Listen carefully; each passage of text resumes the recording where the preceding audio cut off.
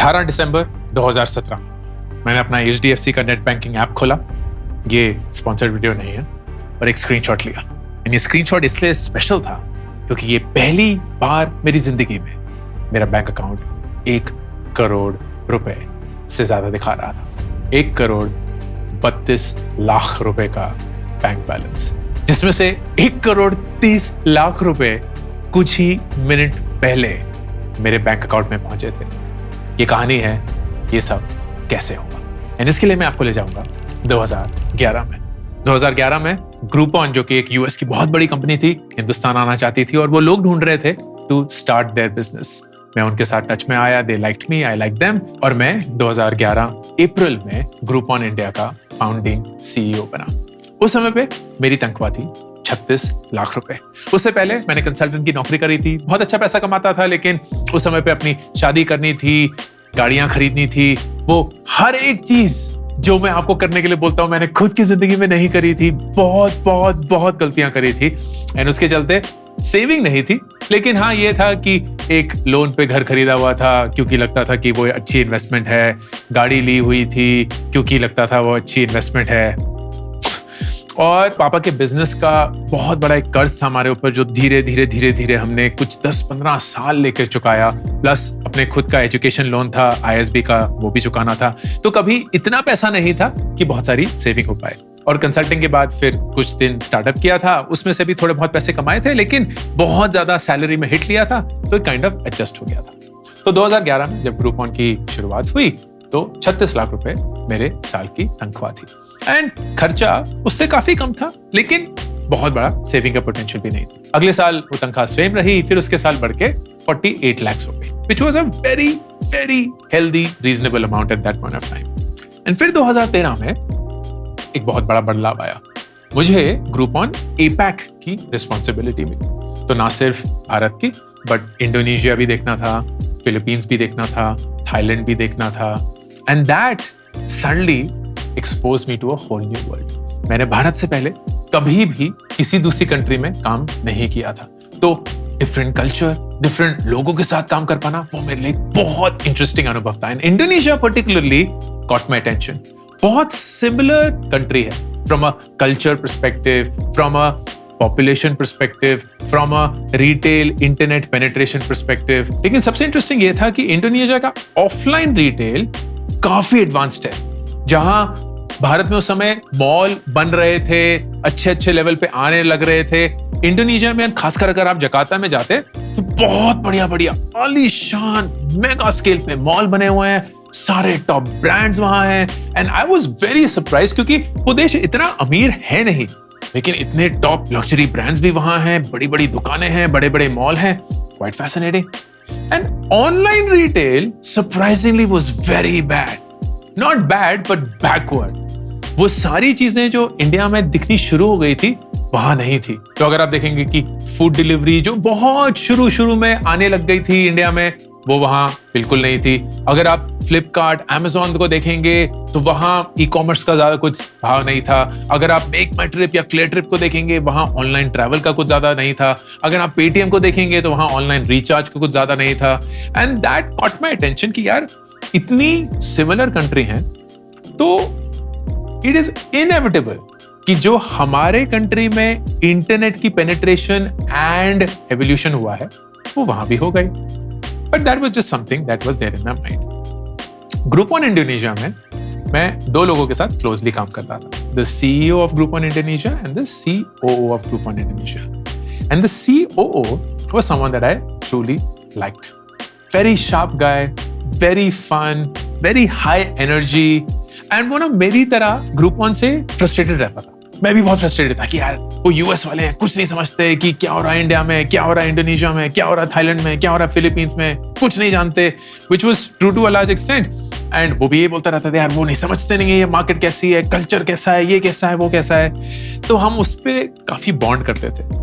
And एक point ऐसा आ गया where in about a year or so he was like यार मुझसे नहीं हो पा रहा, मैं जा रहा हूँ।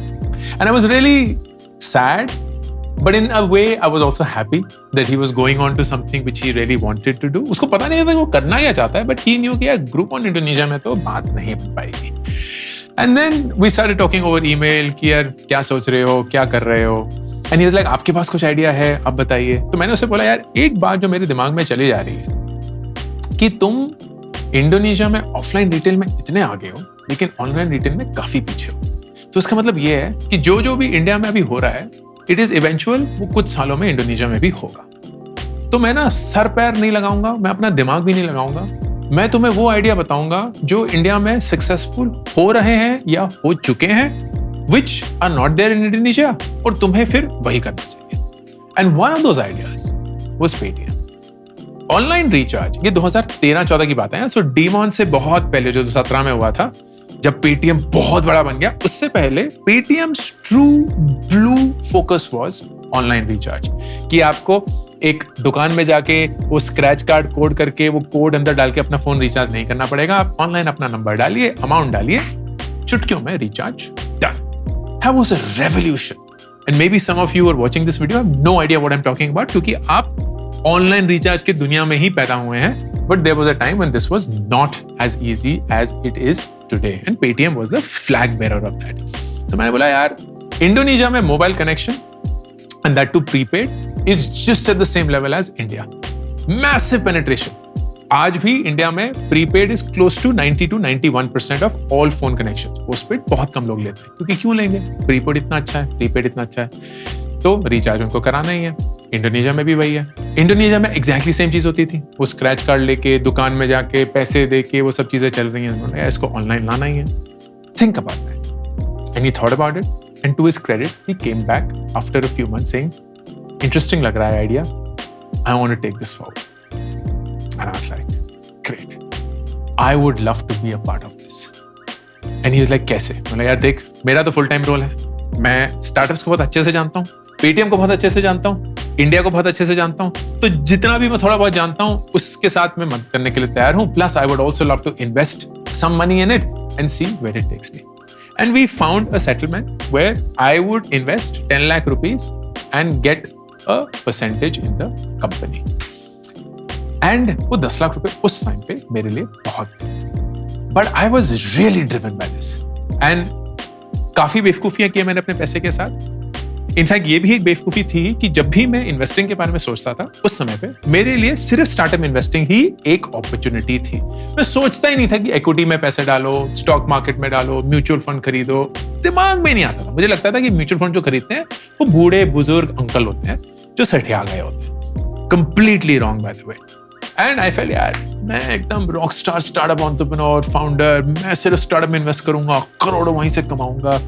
None of that by the way work, but this success story did. And then that startup started.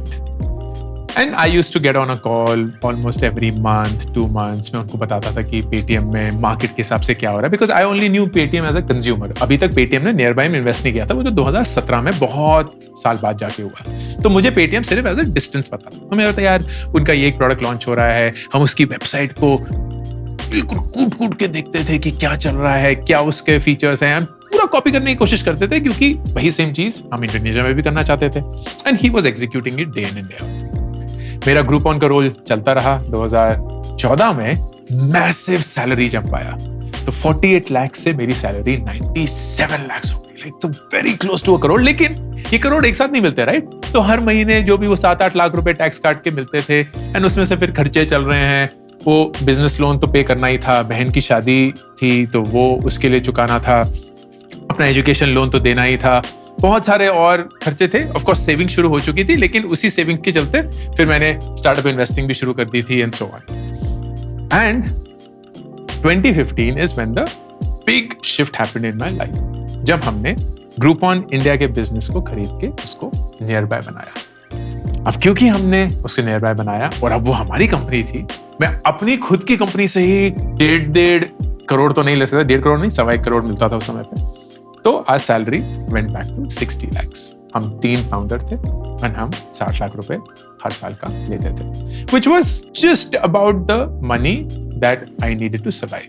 उस समय पे स्कूल की फीस शुरू हो चुकी थी, हम एक नए घर में मूव कर गए थे तो उसका खर्चा था, plus of course business loan चल रहा है, एजुकेशन लोन चल रहा है। एजुकेशन लोन मैं 2005 में मैंने ISB ज्वाइन किया था, 2006 में ग्रेजुएट किया। मेरा एजुकेशन लोन 2016 तक चला है, 11 साल, क्योंकि मैंने कभी भी उसको जल्दी पे करने की कोशिश नहीं करी, क्योंकि वो इतना सस्ता लोन था कि चलते रहने तो क्या फर्क पड़ता है।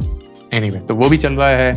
बहन की शादी थी 2017 में, तो उसके लिए पैसा, माँ बाप के घर का कुछ मेंटेनेंस वगैरह, उसका खर्चा, तो खर्चे चलते जाते थे, इनकम आती रहती थी। The classic mistake of a salaried individual कि जो सैलरी आई उतना ही खर्च कर दिया, सेविंग के लिए ज्यादा नहीं कुछ बचाया। But the one thing that I did, क्योंकि ग्रुपॉन APAC के रोल से जो सैलरी बढ़ गई थी, तो सेविंग्स जो आ गई थी, I invested 70 lakhs, which was the maximum amount that I had ever had in my bank balance at that point, into Nearby. तो 2015 में जब Nearby शुरू हुआ, मैंने खुद के आई थिंक 60 लाख रुपए मैंने खुद के इन्वेस्ट करे into Nearby. बहुत सारे और लोगों ने भी from the management team invest किया था, and we raised a big corpus. पर वो जो पूरे 60 लाख रुपए थे, मेरा पूरा सेविंग वो मैंने Nearby में डाल दिया। एंड 2-3 और इन्वेस्टमेंट्स हो चुकी थी, ये इंडोनेशिया वाली इन्वेस्टमेंट भी हो चुकी थी। फिर आया 2016 में बैंड बज गई, हमारा पैसा खत्म होने लगा। मैंने बेइंतहा एज अ CEO पैसे खर्च करे on marketing, on a great office, वो सारी चीजें जो मुझे लगता था काम करेंगी, लेकिन ऑफ कोर्स काम नहीं करी। And because of that we had to lay off people, बहुत सारे लोगों को मेरे डिसीजंस की वजह से अपने करियर में हिट लेना पड़ा। And it was a very difficult time for all of them. Thankfully सबको नौकरी मिल गई एंड थिंग्स वर ओके, लेकिन एज अ कंपनी हमारी हालत अभी भी बहुत टाइट थी। हम धीरे करके पैसा खत्म होने की हालत में आ रहे थे। तो पैसा बचाने के लिए जो कुछ भी करना था वो करना जरूरी था। सबसे पहले फाउंडर्स ने ही सैलरी हिट ली, तो 60 लाख से 45 lakhs वापस आए। 45 lakhs was what I had to get, क्योंकि टैक्स वैक्स काट के जितना हाथ में आता था उतना ही महीने का खर्चा था, including everything that we had to pay for. And 2017 तक आते हमने 1 साल ऐसे ही बिल्कुल ड्रिप मनी पे अपनी एग्जिस्टेंस करी थी। इट वॉज ऑलमोस्ट डू और डाई। अब अगर पैसा कहीं से नहीं आया तो कंपनी खत्म। जितनी भी तुम फाइट मार लो, मार सकते हो, लेकिन अब तो बाहर से पैसा आना ही पड़ेगा। एंड अगस्त 2017 में हमारी पेटीएम के साथ बात शुरू। And Paytm was interested in investing in Nearby। उनका एक अपना ब्रांड था लिटिल के नाम से, तो वो चाहते थे कि लिटिल और Nearby मर्ज कर दें और एक बड़ा सा डील्स एंड डिस्काउंट्स प्लेटफॉर्म बनाए, और जो लिटिल की फंडिंग थी वो ही Nearby के साथ शेयर हो जाती। And that was the agreement that we reached.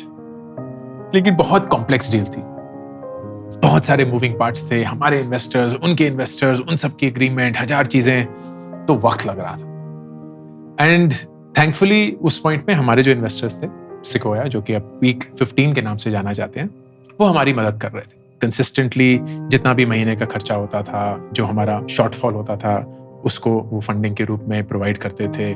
So that was really good help. लेकिन personally there was not something that was helping at all. हर महीने just that bare minimum amount आ रहा था। इनफैक्ट अब मेरे खर्चे जो थे वो इनकम से कहीं ज्यादा हो चुके थे। And Ruchi and I were down to our last few thousands. मुझे अभी भी याद है, बहुत मुश्किल समय था। उस 2017 के मई में विदुर के बर्थडे पे उसको साइकिल चाहिए थी, और वो साइकिल हम रुचि के ज्वेलरी को बेचकर ही अफोर्ड कर पाए। इतनी बुरी हालत थी। एंड नवंबर 2017 को मुझे ईमेल आती, और वो ईमेल थी from the same Indonesian founder. We had been in touch, हम रेगुलरली अपनी कॉल्स करते थे एंड सो ऑन, लेकिन वो email helped me immensely, because उस ईमेल में वो लिख रहे थे कि हम एक next round of funding raise कर रहे हैं, और उसके चलते जो हमारे करंट इन्वेस्टर्स हैं उनको एक अपॉर्चुनिटी मिल रही है to liquidate some of their holding या ओनरशिप। क्या आप इंटरेस्टेड होंगे? And I was like, I would love to sell half of my ownership and see if that is possible. And he came back after a few days and he said, yes, it's possible. Our board has also agreed, and if you're okay, we will proceed with that. तो मैंने अपनी आधी ownership उस company में 1.3 करोड़ की बेची, which was the first crore that I made through my own money.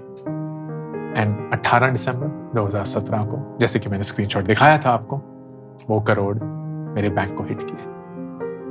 And I cannot begin to tell you कि वो करोड़ ने कैसे हमारी पूरी फैमिली की एक तरीके से जान बचाए, क्योंकि उस पॉइंट तक हमारे क्रेडिट कार्ड्स मैक्स आउट हो चुके थे, पर्सनल लोन लिया हुआ था टू मैनेज एवरीथिंग, वो देना बच गया था। There were loans that I had taken from my co-founder at Nearby, उसको वापस करना था, and we had to get our family and our life back on track, and all of that happened through this 1 crore, serendipitously, out of nowhere, कोई planning नहीं, कुछ नहीं, and ये करोड़ मेरे हाथ में आए। And I remember that day almost breaking down and telling रुचि कि कोई तो है जो अपना हाथ हमारे सर पे रखे हुए हमारी मदद कर रहा है, लेकिन हमने मेहनत नहीं करी, हमने सही से उस इंसान की कद्र नहीं करी, या जो भी वो भगवान हो, इंसान हो, शायद माँ बाप हैं, क्योंकि उन्होंने तब भी हमें बचा लिया, लेकिन हमने ये कमाया नहीं। We haven't worked hard to get to that point. And उस पॉइंट से I decided कि मैं अपने पैसे के साथ इस नजरिए से पेश नहीं आऊंगा, क्योंकि मैं पैसा कमाना जानता हूं। मैं कभी भी पैसे को डिसमिस नहीं करूंगा, बेइज्जत नहीं करूंगा। पैसा एक ऐसी चीज है जो जिंदगी के लिए जरूरी है, उसका एक बहुत इंपॉर्टेंट ऑब्जेक्टिव है हमारी लाइफ में, एंड उसे फुलफिल करने के लिए ना मैं पैसे के पीछे भागूंगा और ना मैं पैसे से नफरत करूंगा या उसकी तौहीन करूंगा। And that is when things changed. वो 1 करोड़ 2017 में हमारा बैंक बैलेंस था। आज हमारा नेटवर्थ, जैसे कि मैंने वीडियो में हाल ही बताया है, करीब 13.5 करोड़ हो चुका है। And all of that has happened in the last 6 years। 6 साल में 13 गुना एक नेटवर्थ की बढ़ोतरी is faster than any other investment that I could have made. And this was because मैंने उस चीज में इन्वेस्ट किया जो शायद मुझे सबसे पहले से करना चाहिए, खुद में, खुद की परवरिश में, खुद की सिखाई में, खुद की बढ़ोतरी में। I had to become a better version of myself to make sure that I had my money working for me. Stock market में इन्वेस्ट करना, स्टार्टअप्स में इन्वेस्ट करते रहना, इंटरनेशनली इन्वेस्ट करना, अपने बिजनेस में इन्वेस्ट करना, एक डिस्ट्रीब्यूशन, एक ट्रस्ट का लेयर बना पाना, all of those were necessary for me to get to this point. ये एब्सोल्यूट फैक्ट है कि मेरी जिंदगी का पहला करोड़ एक लकी इंसिडेंट था, लेकिन ये इस वीडियो का टेक अवे नहीं। इस वीडियो का टेक अवे ये है कि वो, क्योंकि मेरी जिंदगी में एक लकी इंसिडेंट था, मुझे ये एहसास हुआ कि वो मेरे कंट्रोल में नहीं। मुझे ये एहसास हुआ कि अगर उस 1 करोड़ को मुझे 2 बनाना पड़ेगा, मुझे नहीं आता था, और मैंने उसके लिए कभी मेहनत भी नहीं करी थी। और मुझे अगर वो 2 करोड़ चाहिए या 2 से ज्यादा चाहिए थे, या जितने भी पैसे थे वो चाहिए, उसके लिए मुझे मेहनत करनी पड़ेगी, उसके लिए मुझे पैसे की कद्र करनी पड़ेगी, उसको समझना पड़ेगा, ना उसके पीछे भागना है, ना उसे बेइज्जत करना है, उसे अपना दोस्त बनाना। And that will be the message I give to all of you as well. आप जिंदगी में कभी भी किसी भी पॉइंट पे अपने पहले करोड़ तक पहुंचे, the best way to do that is when you know कि आप कैसे पहुंचे हैं, यू नो कि आपको पता था कि आप पहुंचेंगे, एंड यू नो कि उससे आगे भी आप कैसे जा सकते हैं, क्योंकि तब पैसा आपकी मुट्ठी में होगा, आपकी नॉलेज आपका बेस्ट फ्रेंड होगा, एंड आप खुद अपने पे विश्वास कर पाएंगे, क्योंकि ये लक नहीं होगा, आपकी खुद की मेहनत होगी। अंकुर वारिकू साइनिंग ऑफ। मैंने 2 किताबें अभी तक रिलीज करी हैं, do epic shit and gate epic shit done. Do epic shit is more about life के बारे में सोचना, रिफ्लेक्ट करना, बहुत सारे फेलियर जो मेरी जिंदगी में मेरे साथ हुए हैं वो मैं आप सब लोगों के साथ शेयर करता हूं। And gate epic shit done में मैं 36 ऐसे लाइफ के सवालों के जवाब देता हूं जो हर एक इंसान की जिंदगी में उनको कभी ना कभी पूछना पड़ता है। ये दोनों किताबें 4 लाख कॉपीज बेच चुकी हैं, and I would love for you to pick one of them for you और your best friends. Link pin comment और डिस्क्रिप्शन में।